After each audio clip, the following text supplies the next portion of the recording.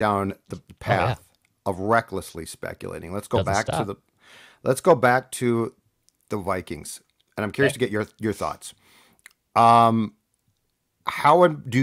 much of an emphasis or how important do you think, because it's a position that technically shouldn't play, might Yep. have to, how much of an emphasis do you put on the backup quarterback and the fact that I have a genuine concern that both the plan is definitely for Mond to be the two, and I'm telling you right now, I think putting Kellen Mond in a regular season game would be unfair to him and his team. As a Viking fan, do you concern yourself with that or not really? I talked about this realistic Randy, and we gave a 1 through 10 concern rating. Randy gave me a 1, and I think I gave him a 2. I gave it a 2 out of 10 for the matter of yes, he shouldn't have to play. But Right. you know what? There's a little thing called insurance, and sometimes you get the no fault, no liability, right, Judd? The lowest grade possible insurance, the legal insurance I believe you're supposed to have as a motorist. Declan here You got for to the have some Department of Motor insurance, Safety, Declan. right? You got to have some. And then there's some instances where you have to pay for a premium insurance because you want more of the security, even though you might not have to have it, but you like to have it in your back pocket in case you wreck your damn car and you aren't completely responsible for it. Right. I think this is where some Vikings fans get a little hung up on. It's not the advocating that Drew Lock or Geno Smith, Sam Darnold, whoever the hell it is, Gardner Minshew can come in and succeed Kirk Cousins. I feel a lot better with those guys coming in if Kirk misses time. Let's play a little revisionist history here. Let's go back into the offseason of 2017. And I believe Case Keenum signs here kind of late, not after the initial offseason steam, but I think signed here in May or June. Oh, Case Keenum, man. I mean, Case, is he even going to be the third quarterback on this roster? Like, who's going to be the backup to Sam Bradford? Is he even going to be will he even make the 53? And then Right. all of a sudden, obviously Teddy's knee was still rehabbing. They realized, oh, this is still going to be a long time. And Case Keenum ends up being the backup quarterback. But there was probably a time in June, July, pre-training camp where we all thought, I don't think even Case Keenum makes this roster. And what does Case Keenum even do for you here, right? Well, then it turned out that Case Keenum was your saving grace. Yes, a magic carpet ride, the best one-night stand you'll ever have, and it was awesome, and it was the greatest moments, and all these things. And the Vikings, by the way, have a history of backup quarterbacks stepping in out of the complete blue and help leading the team to success. Brad Johnson, Gus Frerotte, Tavares Jackson. The list Yeah. goes on and on. Randall Cunningham was on the street and won Offensive Player of the Year, for God's sakes, okay? Retired for a year, yeah. So Yes. it's important to have it in your back pocket. To answer the question of how concerned should you be, my concern isn't probably as high as yours, but I do think it would be a little bit of negligence if you just did not address it and you rolled with Sean Mannion or a Kellen Mond for multiple games. I think that would be criminal. And I think given the expectations, that's where the problem is. So like if this team, you know what, if Kirk had been, had walked, been traded, and you're like, you know what, I mean, 2022 is not going to be it. I'd be like, oh, I totally get that. But as I said to Doogie, when you bring back the amount of guys that they brought back, and when you clearly have an expectation that the new coach is going to win, I don't think it's wise to say, well, I mean, Kirk doesn't get hurt. Okay, first of all, I applaud him. He doesn't. But the second part of that is, and there's two things, Dex, just to back up a little bit. There's two things about my concern that have been driven by what happened in the past. One is 2016. All right. So I got to training camp and Heineke was hurt, I believe. And so like Sean Hill was now the clear cut number 2 guy. And we all said, well, he's not going to have to play. He's old and Teddy's going to play. And I even wrote a column from Mankato as camp started saying, and I think he was with the Rams at the time, or had been released by the Rams perhaps, that Nick Foles at that point, before going back to Philadelphia, was out there. And I wrote a column saying, at least go get a Nick Foles type, because at that time he was just a struggling backup quarterback. Never in my wildest imagination thinking Bridgewater's leg was going to break. Like I was saying, if he misses a month, right? And so when Sean Hill had to start that first game, you won it. But I mean, he ended up on the injury report coming out of that game because he was old. The second thing is, for how long have we said, well, if Cousins gets hurt for a game or COVID, if you can't play a game, it's just one game. Well, the lesson there, Declan, was that Green Bay game was vitally important. Vitally, that game late in the season at Green Bay was extremely important. And it was one game. I totally get that. But you started Mannion and you never had a chance. So, it's easy to dismiss these things. Well, Kirk doesn't get hurt, Judd. Well, I mean, it's not that big a deal but it is a big deal. If you have an intention of being competitive, and most importantly, I think if you tell your players, you're telling your players, we want to win. This is not an experiment. We want to hit the ground running. I think you have to back that up by, arguably, if not just the most important position in sports. You've got to have a guy that you can at least plug in and not be like, oh my God, we are toast. And that Green Bay game, from the moment that game started, Declan, they were toast. Yeah. They couldn't move. They couldn't move the football. So that's why I'm concerned.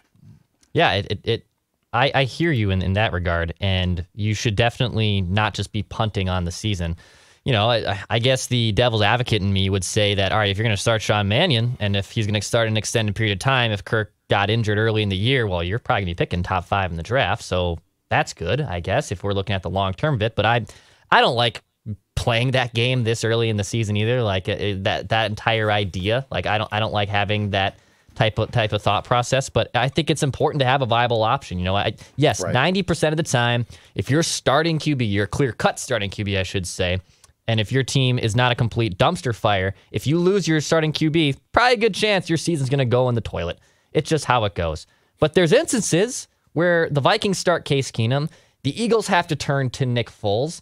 It happens. Right. It happens. I mean, for the extreme example, Eric Bledsoe goes out for the Patriots. Tom Brady steps in and then all of a sudden is the greatest quarterback of all time. You have to have a viable backup behind you. And I think the Vikings should definitely, in the next few weeks, and probably this first preseason game against the Raiders on Sunday, will probably tell them, I think, they're a whole lot of how much they believe in Kellen Mond, and if he shows them something. Because if not, if he's the same guy, I think panic button is going to be started being put, or at least not maybe panic button, but a sense of urgency is going to be put on finding a viable, capable backup quarterback to Kirk Cousins. And in my opinion, part of being an effective coaching staff, and especially an effective GM and executive staff in pro sports, Declan, is being extremely prepared for what can go wrong and deciding, okay, if this goes wrong, are we just sunk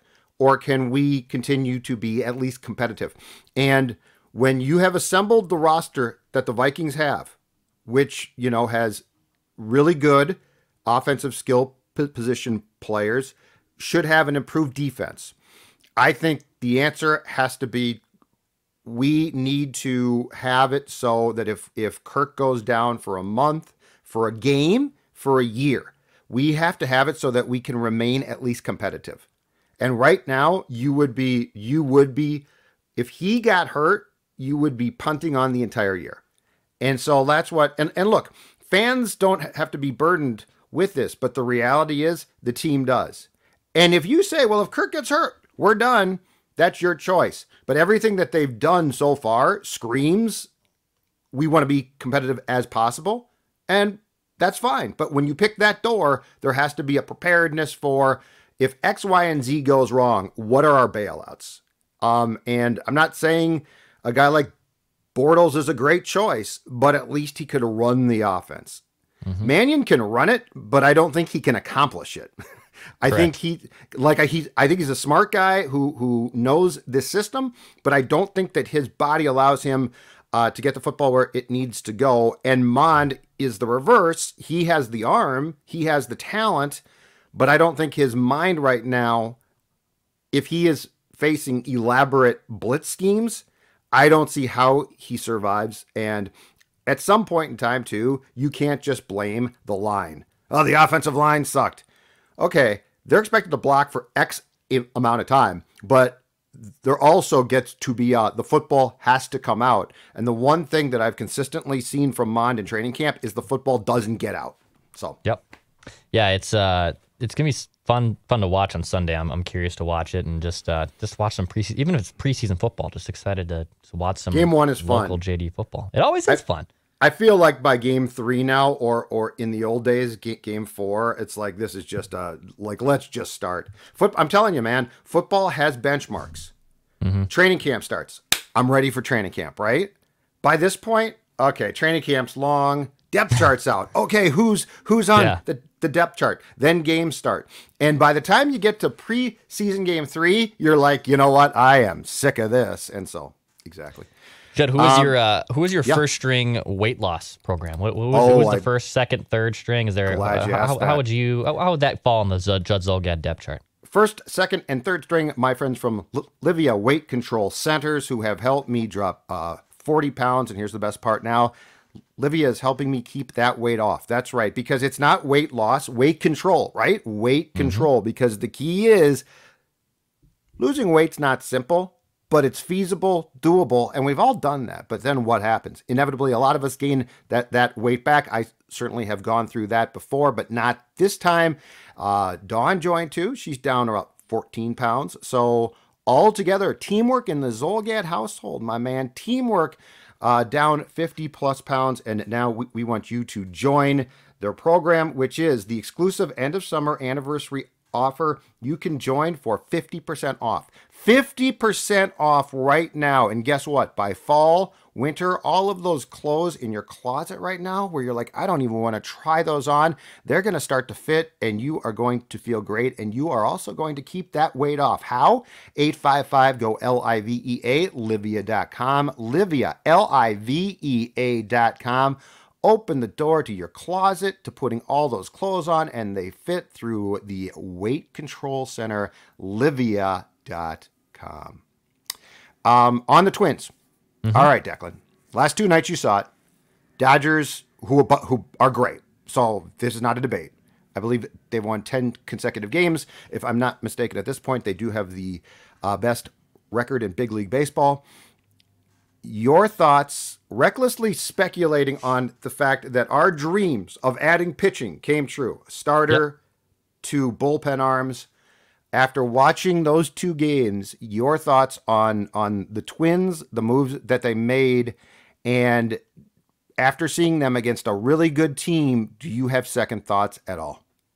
I don't have second thoughts, no. I think this division is, as you know, dog bleep. I think because of that, their path to the playoffs is obtainable. Are they on the same planet or even galaxy of the Dodgers or the Yankees or the Astros? No, they are not. Do I still, I can't be back and say this.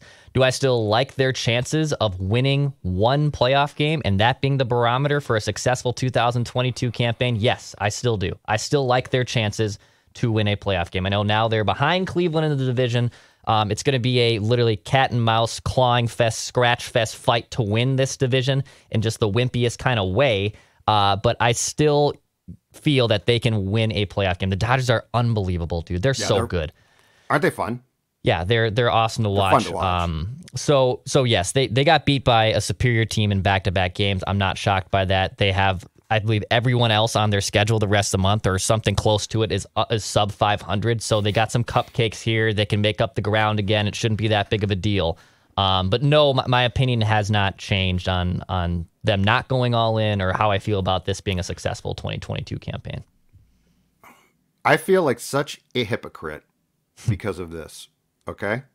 So on Purple Daily, every day we start the show with our mantra, win a Super Bowl before we die. Okay. And like my expectation is that like at some point in time before I die, I'd like the Vikings to win a Super Bowl. And I don't know if this is because I've seen the Twins win a couple of World Series. I don't know if this is just because I'm so jaded, but I feel like a hypocrite because I'm with you. I want the Twins just to win a playoff game, which sounds so stupid because like on one hand, we're all calling for the Vikings should win a Super Bowl. But to me, the 18-game streak is so embarrassing. I know. And it's just like, I mean, North American sports, Dex, North American sports, not baseball. You know, of all the major sports that we watch, this is the longest losing streak in history of postseason play. That's incredible. Like, we're talking NBA, hockey, tons of playoff games. And so, as weird as this sounds for a guy who is in lockstep with both you and Phil and saying the Vikings should win a Super Bowl, I have no problem with, and I applaud what the Twins did, because I'm on your side. I want them to just break the playoff losing streak. If they can get a series, 2 games in that first round, that's great. That's fantastic. But I mean, it sounds so stupid when I say it, but it's really what I think. I want them to end a streak that is a national sports embarrassment and an absolute strike against this entire town when you've lost nearly 20 consecutive playoff games going back to what, 2004, is it? Mm-hmm. Is that right? I mean, it's incredible. Yeah, it's a low bar. I get that. And I know it kind of contradicts our Vikings motto here. But it's embarrassing, dude.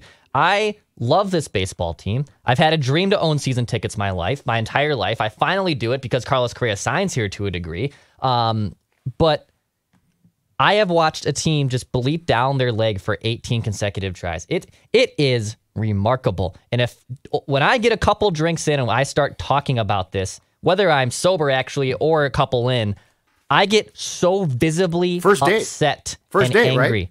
I bitched to my now loving girlfriend on the first date about this exact topic. She has already said to me last week when they blew the game against Toronto on Friday, point blank to me, I'm not going to be near you if this team is in the playoffs. And I said, it's probably a good idea. Yeah, don't be near me if they're in the playoffs. Smart lady. Don't be near me. I don't know why this is, but I am a different human being when the Twins are in the playoffs over any other team. Any other team. When the Wild have been in the playoffs a ton, and hell, they have disappointed me. They disappointed me probably this year more than any other year. But right. I still can. There's still some sense of calmness with me. There's still some realization. I can't get over the fact for the Twins that they have lost 18 consecutive tries. And they've had leads in those games. Their pitching has showed up in games, and they still have not figured out a way to win one single playoff game. And it keeps me up at night. Why? Okay, why do you think that it exceeds your angst about, like, Wild, Vikings, Wolves, I guess? Why do you think the Twins exceed that, though? Like, because they've made dumb decisions? Because you like them more? This is a team that in New York started Randy Dobnik, so I get your anger. Your anger makes sense, but I'm curious why. I think a couple things. Emotional attachment. The Twins were the first team I ever really gravitated towards. Baseball was the only sport I didn't play it well, but played growing up. Okay. I loved listening to games. I loved watching games. I loved being a Twins fan in the early 2000s. And then I think just because of the playoff futility losing streak, as it begins to stack up, it becomes even more and more frustrating. They took a 3-0 lead in Yankee Stadium in the wild card game. And they hit back-to-back bombs in the top of the first. And oh my God, you would have thought that I won the World Series. Like, oh my God, it's happening. They're going to beat the Yankees in their house. And it did not go very well. I went to a wrestling show last night, Judd Zolgad. I went to AEW Dynamite. Shout out to AEW for the press pass. They helped us out. There's a great interview with Chris Jericho on this YouTube channel, too, if you want to check that out. A Vikings fan, a Valley Fair fan. Loved going down to Valley Fair when he was a kid because he's from Winnipeg. So, and also some Bill Goldsworthy conversation, Judd. Even Judd would probably like it. I wish I'd been on it now. He was a huge North Stars fan. Phil and I were saying the same thing. That maybe Judd should be on here next time. But last night, CM Punk returned to the crowd. And CM Punk's been out for the last 2 months with an injury after the main event. Punk's music hit, and I and the rest of the people in the audience stood up and was in awe and shock and just euphoria high for that 90 seconds that he came out and that music hit, and he was kicking people's asses, and it was awesome. And I was texting with a friend when I was going home, and I said, the Twins haven't made me do that in years. I can't remember the last time, and I have season tickets. I can't remember the last time I stood up out of my seat like that and had that type of euphoria. And that is sad, by the way. And as someone who loves wrestling and loves baseball and loves a scripted thing, that gave me the reaction. And the local baseball team, the reality, the real thing, the non-scripted thing, hasn't let me had that emotion. That's what makes me so upset. I forgot what that euphoria even feels like as a Twins fan. Yeah. I was in the Metrodome when Gaetti threw to Herbeck, Game 7, 87. I welled up, and a tear came to my eye when Larkins, when Jeans hit to left field, hit the turf, Game 7, 91. I can't even tell you the absolute amazement it feels when you're like, a Minnesota team just won a world championship. Mm-hmm. So you're right. Like, I get your angst. I would have thought the Vikings would have equaled it a little bit. Like the Wild, I'm just not, I like them. I'm not attached to them personally because like they weren't my team growing up. The North Stars were. Right. But I'm a little bit surprised that you don't put the Vikings and Twins on the same plane, but I find it intriguing. And yeah, I mean, I can't even describe to you the euphoric feeling when you're like, oh my God, one of our 4 major men's pro sports teams just won a bleeping championship. So yeah, it's I would like it once. That's all. I just but I just want to play. But that's where I come in as a hypocrite because I'm with you. I just want them to end the losing streak. Like that's just take that step first. Of course, now the question is, can they make the playoffs? Because I fear that the wild card is not going to come from the dumpster fire that is the AL Central. I think it's going to come from the East probably. All right, take us home, sir.